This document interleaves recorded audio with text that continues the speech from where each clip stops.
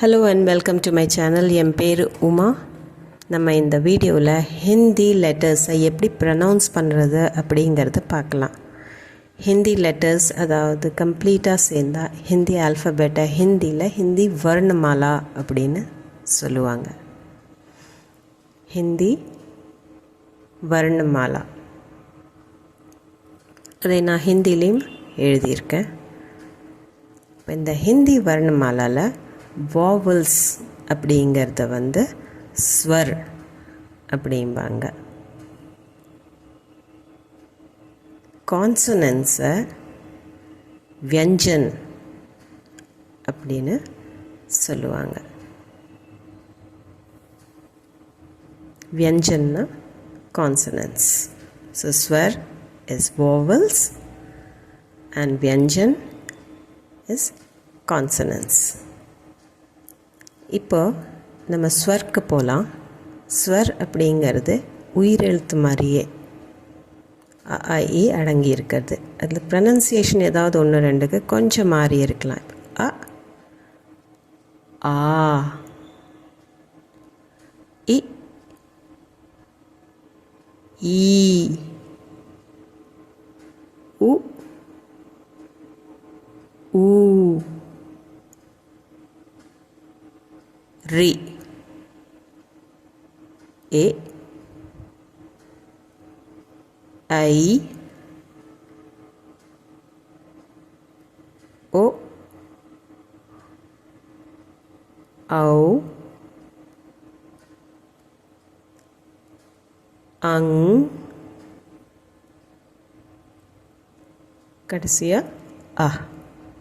இப்போ நம்ம பார்க்கலாம். அ ஆ இ ஈ உ ஊ ரி ஏ ஐயை ஏ அப்படின்னு ப்ரொனவுன்ஸ் பண்ணுவாங்க.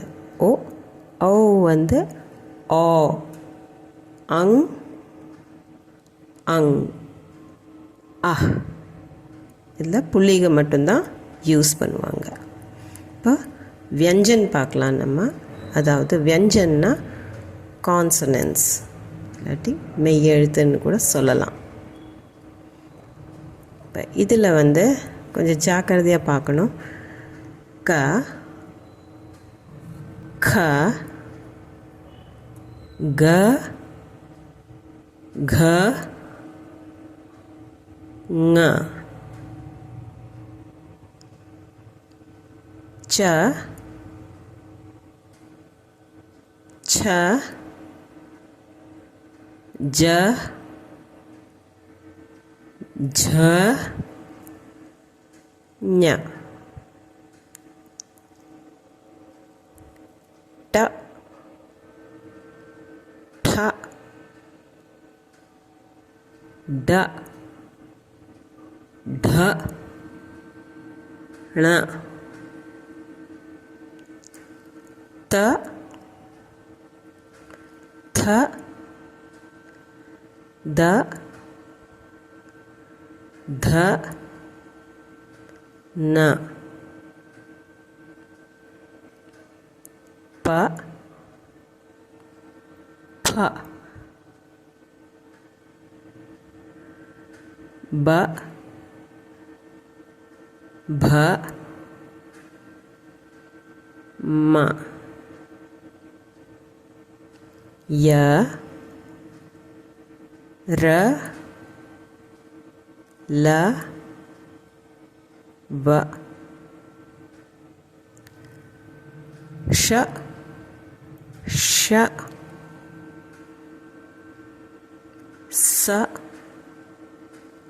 ह. இது போக 3 எழுத்து இருக்கு.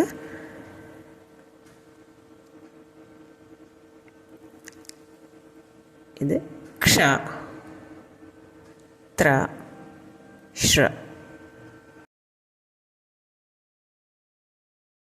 க க க घ ङ च छ ज झ ஞ ट ठ ड ढ ण त थ द ध न प फ ब भ ம ய ர ல வ ஷ ஷ ச ஹ க்ஷ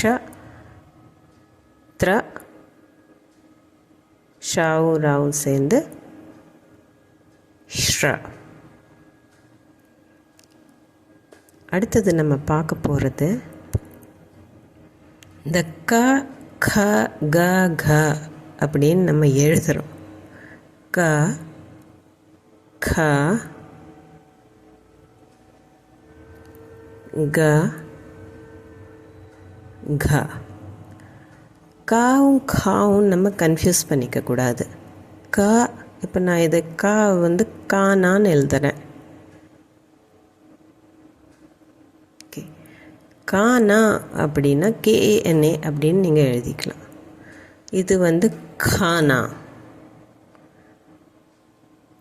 KHANA கானா. இது கானா, GANA அப்படின்னு போட்டுக்கலாம். நான் ஏன் இதை எழுதுகிறேன்னு அதுவும் சொல்கிறேன் நான். இது வந்து கா, கானா, GHANA. இப்போ நான் ஏன் இது கானா கானான்னு தனியாக எழுதியிருக்கேன் அப்படின்னா, கானாவுக்கு வந்து அர்த்தம் ஒரு கண் தெரிந்தவர், அதாவது ஒன் ஐட் பர்சனை தான் கானான்னு சொல்லுவாங்க. கானா அப்படின்னா ஃபுட். ஸோ ரெண்டுக்குமே அர்த்தம் மாறுது. கானானா சாங், பாட்டு. கானா அப்படிங்கும்போது அது ஒரு கண்ட்ரியோட பேர். ஸோ க க க க, இதை நம்ம கொஞ்சம் கவனமாக இருக்கணும். கானா கானா, கானா கானா. அடுத்தது இதுக்கு எல்லாமே அர்த்தம் மாறுது. அதே மாதிரி சா வர்க்கலையுமே பார்த்தீங்கன்னா சா சா, அது ப்ரொனன்சியேஷன் டிஃப்ரெண்ட். அதே மாதிரி ஜா ஜா. இப்போ நான் இது கூட ல சேர்த்தி காமிக்கிறேன் உங்களுக்கு. ச கூட ல சேர்த்துனா சல், ச கூட சேர்த்துனா சல், ஜ கூட சேர்த்துனா ஜல், ஜ கூட சேர்த்துனா ஜல். இது ரைமிங்காக இருக்கிறதுக்காக நான் ஜல்னு எழுதியிருக்கேன். சல் அப்படின்னா வாக், நட அப்படிங்கிற அர்த்தம். அதே சல் அப்படின்னா சீட், டிசீட், சீட். ஜல் அப்படின்னா வாட்டர். ஜல்ங்கிறது வேர்டு இல்லை, அதனால் நான் ஜேல்னு சொல்லி காமிக்கிறேன் உங்களுக்கு. ஜேல்னா அப்படிங்கிறது வந்து டு என்டியோர் இல்லை டாலரேட், சகிப்பு, சகிச்சு போகிறதுக்கு தான் ஜேல்னா அப்படிம்பாங்க. ஸோ இதில் வித்தியாசங்கள் இருக்குது. அந்த வார்த்தைகள் மாறும்போது, லெட்டர்ஸ் மாறும்போது அதை கரெக்டாக ப்ரனவுன்ஸ் பண்ணலைன்னா அர்த்தமும் மாறும். நீங்கள் இதை ப்ராக்டிஸ் பண்ணி பாருங்கள். நெக்ஸ்ட் வீடியோவில் நான் உங்களை மறுபடியும் சந்திக்கிறேன்.